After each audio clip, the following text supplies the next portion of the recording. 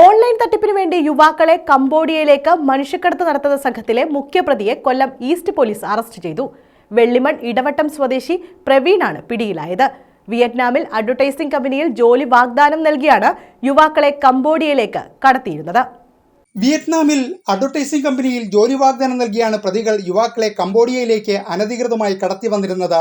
ഇതിനായി പ്രതികൾ യുവാക്കളിൽ നിന്ന് വിസ ആവശ്യങ്ങൾക്കെന്ന് പറഞ്ഞ് 2 മുതൽ 3 ലക്ഷം രൂപ വരെ കൈപ്പറ്റുകയും ചെയ്തിരുന്നു. തുടർന്ന് ടൂർ വിസയിൽ വിയറ്റ്നാമിൽ എത്തിക്കുന്ന യുവാക്കളെ കംബോഡിയ അതിർത്തിയോട് ചേർന്നുള്ള ഹോട്ടലുകളിൽ താമസിപ്പിക്കുകയും കംബോഡിയൻ ഏജന്റുമാർ യുവാക്കളുടെ പാസ്പോർട്ടും മൊബൈൽ ഫോണുകളും വാങ്ങി വെച്ചതിനു ശേഷം അനധികൃതമായി അതിർത്തി കടത്തി കംബോഡിയയിൽ എത്തിക്കുകയുമായിരുന്നു. ഇവിടെ ഇവർക്ക് ഓൺലൈൻ തട്ടിപ്പ് നടത്തുക എന്ന ജോലിയായിരുന്നു നൽകി വന്നിരുന്നത്.